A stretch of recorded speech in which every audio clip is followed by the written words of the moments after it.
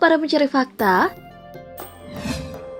Negara Jepang memang dikenal dengan teknologinya yang begitu maju dalam berbagai bidang, termasuk pertanian. Dan gak dipungkiri petani di Jepang lebih maju dibandingkan petani di negara kita Indonesia. Karena mereka didukung oleh teknologi canggih yang akan memudahkan pekerjaan mereka. Selain itu, teknologi ini juga lebih memaksimalkan hasil pertanian mereka dibandingkan dengan cara konvensional. Seperti 5 teknologi canggih petani beras di Jepang yang akan kita bahas ini. Namun sebelum lanjut, jangan lupa klik subscribe dulu ya dan aktifkan lonceng notifikasi agar kalian tak ketinggalan informasi menarik dari Fakta Populer.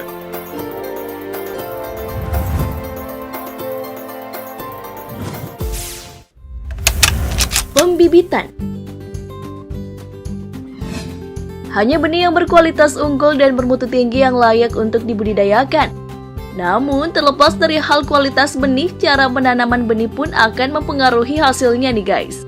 Kalau di Jepang sendiri nih guys, penanaman benih ini dilakukan secara otomatis dan hanya memerlukan sedikit bantuan tenaga manusia. Caranya nih, pertama-tama tanah akan dimasukkan ke dalam wadah khusus persegi panjang. Dan wadah-wadah tersebutlah yang akan bergerak sendiri dan akan ditanami benih secara otomatis. Selanjutnya, pada mesin terdapat sikat khusus yang berputar, yang mana sikat ini akan mencampur tanah dan benih secara efektif. Juga hal yang gak kalah canggihnya nih guys, pada penyiraman.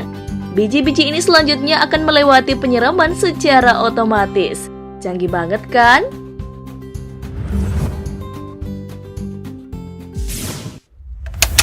Penanaman. Kamu pasti udah akrab banget sama adegan petani-petani menanam padi seperti ini kan? Tapi proses ini ternyata nggak semudah apa yang kamu lihat loh. Proses penanaman akan dilakukan setelah benih sudah tumbuh dengan daun sempurna. Lalu cara menanam dilakukan dengan memasukkan bagian akar membentuk huruf L agar akar dapat tumbuh dengan sempurna. Itu cara manual ya. Tapi lain lagi nih di Jepang.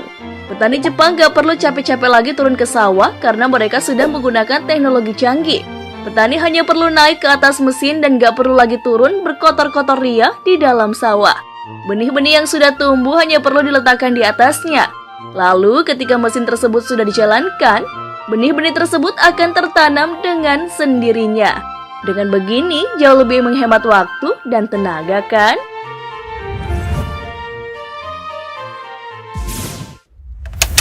Penambahan pupuk. Pupuk merupakan material yang ditambahkan pada media tanam atau tanaman. Penambahan pupuk diperlukan untuk mencukupi kebutuhan hara yang diperlukan tanaman sehingga mampu berproduksi dengan baik. Kalau cara penambahan pupuk yang kamu biasa lihat, gimana nih guys? Tentunya masih menggunakan tenaga manusia ya. Nah, kalau di Jepang nih, proses pemupukannya dijamin bakalan membuatmu terpesona. Untuk mengontrol jalannya helikopter tersebut, petani menggunakan remote khusus. Kalau menambahkan pupuk dengan cara seperti itu, kayaknya bakalan menyenangkan banget ya. Udah kayak main helikopter-helikopteran dengan remote control nih ya. Selain itu, remote control ini juga digunakan untuk menyemprotkan pestisida. Dengan menggunakan metode penyemprotan dengan helikopter ini, terbukti meningkatkan efisiensi waktu dan tenaga. Untuk menyemprot lahan seluas 1 hektar saja hanya membutuhkan waktu 1 jam saja. Bandingin aja kalau pakai tenaga manusia, selain melelahkan, pastinya juga lebih menyita waktu ya.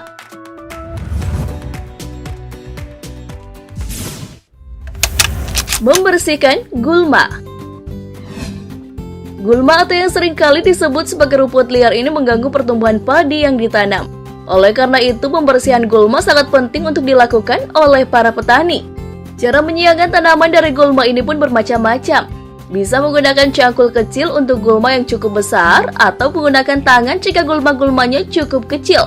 Tapi hal ini tentu memakan waktu dan tenaga yang cukup banyak ya guys. Lain ceritanya di Jepang. Untuk pembersihan gulma di sawah, mereka menggunakan mesin khusus pencabut gulma secara otomatis. Layaknya helikopter penyemprot pupuk tadi dan pestisida, mesin yang menyerupai kapal bot mini ini dikendalikan dengan remote control.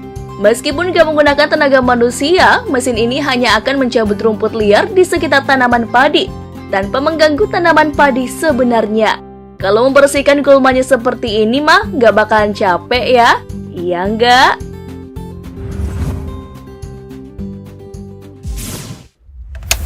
panen.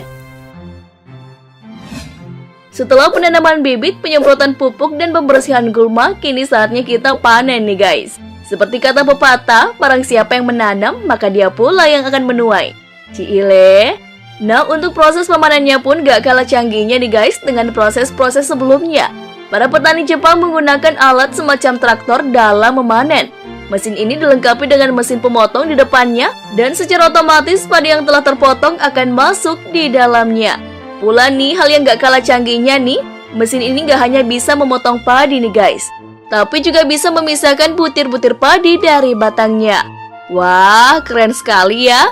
Itu dia 5 teknologi canggih petani yang ada di Jepang. Menurut kamu, teknologi mana nih yang paling bagus ditiru petani di Indonesia? Komen di bawah ya.